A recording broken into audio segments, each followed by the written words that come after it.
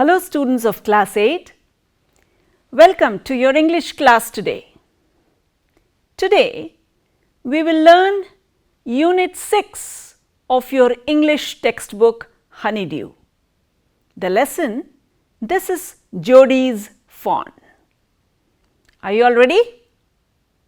Okay, let us start. Before we read the story, I'll ask you a few questions. How many of you like animals? Oh, so many of you. Good. How many of you have pets at home? Right. Many of you have pets. Many of you wish to have pets too. Okay. Here is the story of a small boy, younger than all of you, named Jody. Now, Jody's father was bitten by a snake, and to draw out the snake's poison, Jody's father killed a doe, a female deer, and used the heart and the liver of the deer to draw the poison out of his body so that he can be saved. The father was safe and back at home, but Jody was in a very thoughtful mood. He was thinking of the fawn, the little deer that the mother left behind when she was killed. Jody kept thinking, what's happening to that little fawn in the forest? It must be lonely and scared. It must also be hungry. So he told his father, "Father, can I please bring that fawn back home?" The father was a little thoughtful too. He couldn't say a no to Jody because it was the mother of this fawn that had saved his life when he was bitten by that rattlesnake. So he agreed. He gave permission to Jody to go down to the forest with mill wheel and try and find the fawn. Jody was happy. He went and told this to his mother. But his mother wasn't so happy about this, that Jody is going to get the fawn to the house and keep him as a pet. Dr. Wilson, who was just there, was treating the father, said,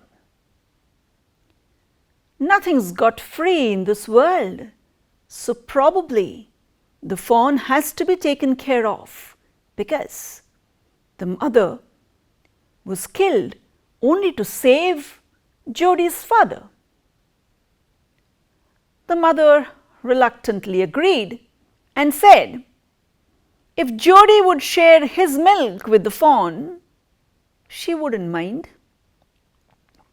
Jody happily started off to the forest to look for the fawn along with Millwheel and rode on his horse with him.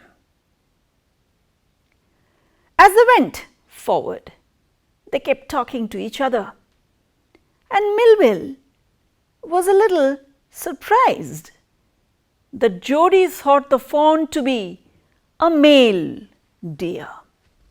He asked him, "How do you know that it was a male deer?" Then Jody said that in a male fawn, the spots are all in one line, whereas in a female deer, it is scattered in all directions. That's what he had learned from his father. As they went towards the forest, they kept talking about the fawn. Now, that brings us to the end of the first section of the story.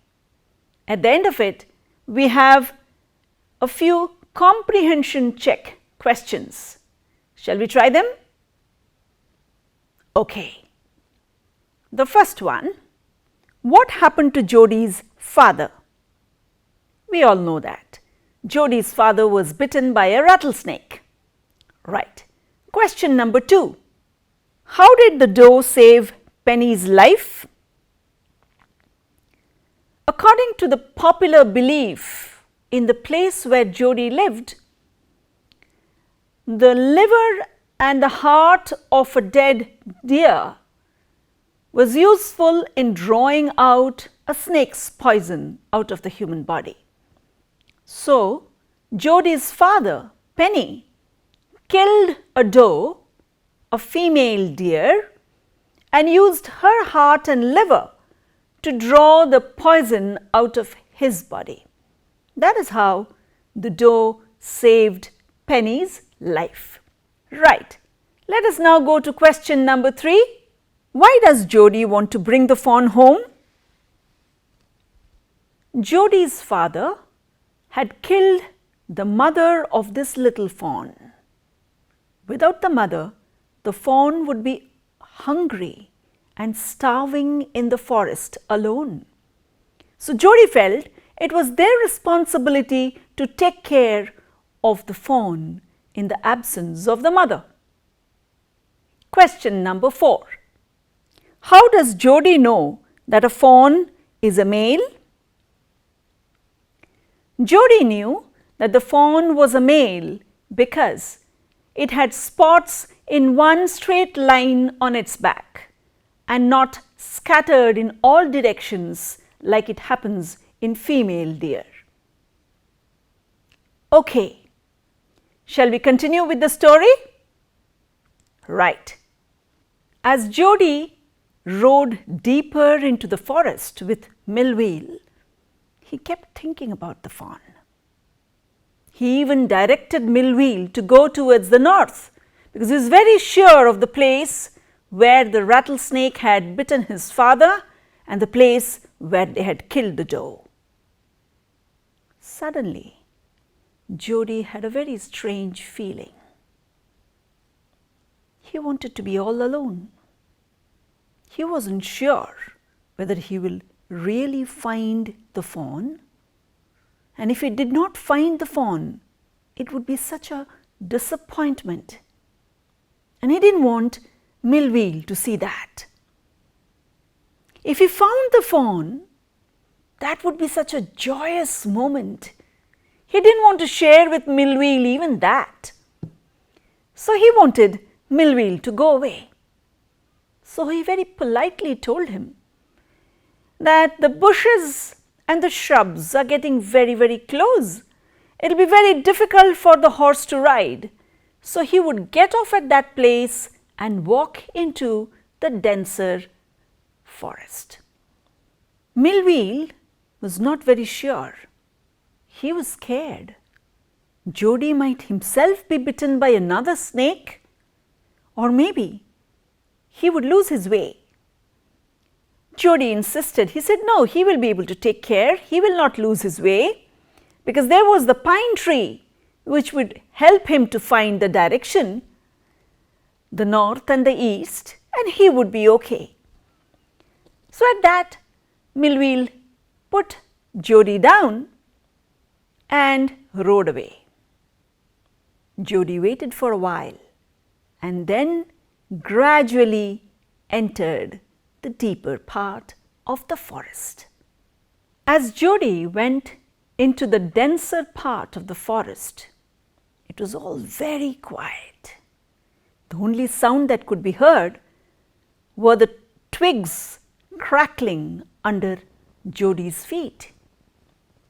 Suddenly, he came to a place where there was a clearing. Jody knew it was getting closer to the place where the doe was killed. And there he saw a buzzard flying up. What is a buzzard?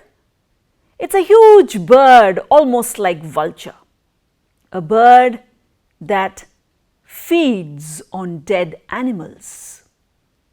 So Jody knew the dead doe must be near, and that's why there was the buzzard.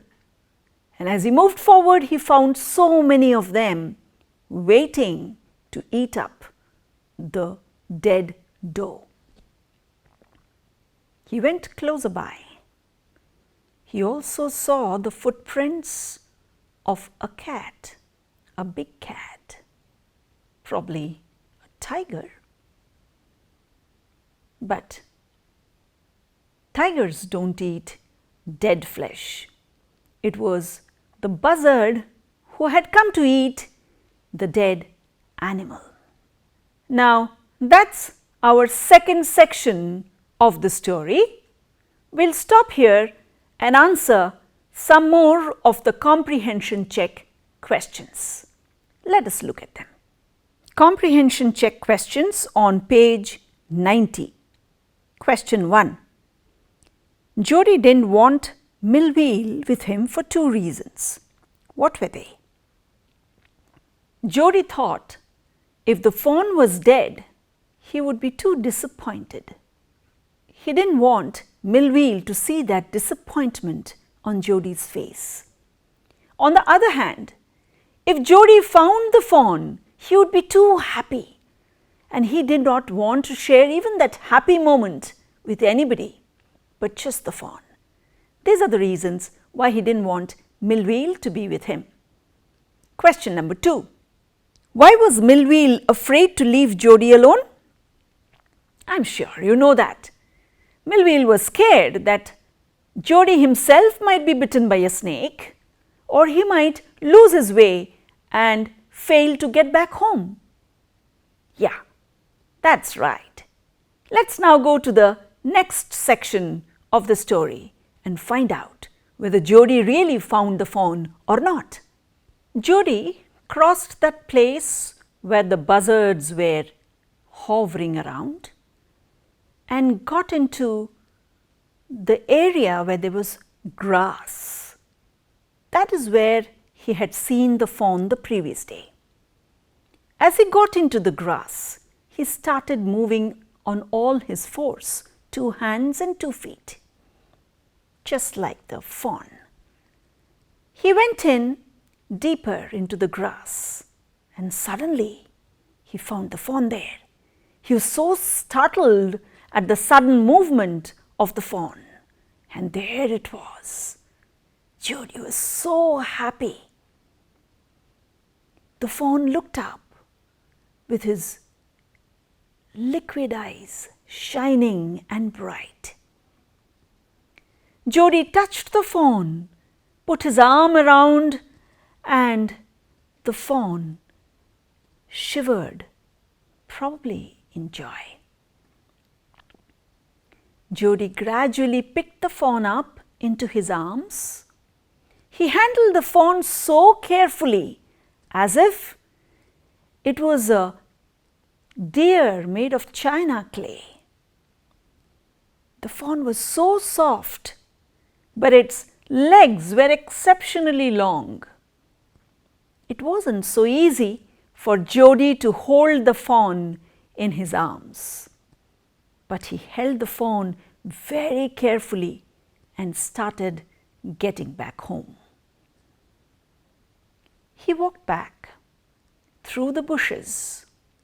He didn't even want to take the fawn near the place where the dead body of the mother lay, thinking it might be painful for the fawn. How thoughtful of Jody. He went round through the bushes a longer distance to do that.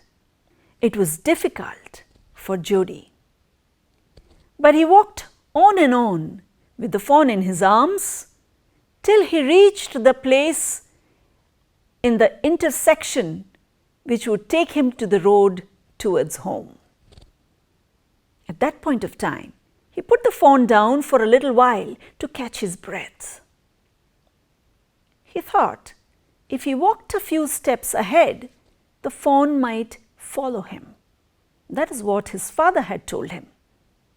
He tried doing that. The fawn was too little. It fumbled a few steps, but could really not walk much. So Jody picked it up again after he caught his breath and started walking homewards. He stopped at the gate at home because he couldn't manage to open the latch of the gate holding the fawn, and put the fawn down once again. As he was about to enter the house, he thought maybe the fawn will again follow him, but the fawn really couldn't. It again fumbled a little. So Jody lovingly picked the fawn up in his arms and took him straight to his father's room.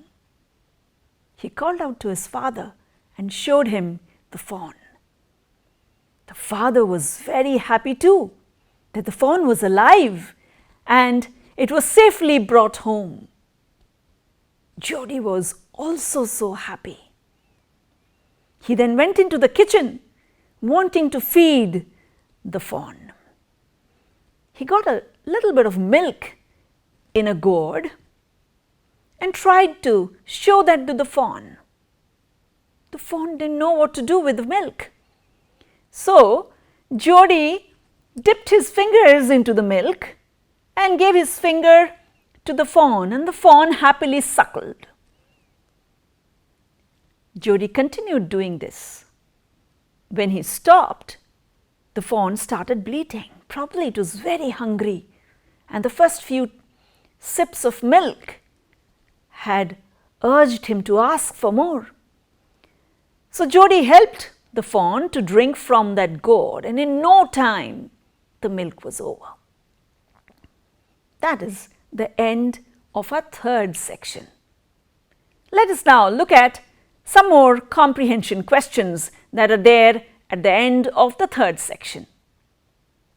Question number 1. How did Jody bring the fawn back home? We all know that.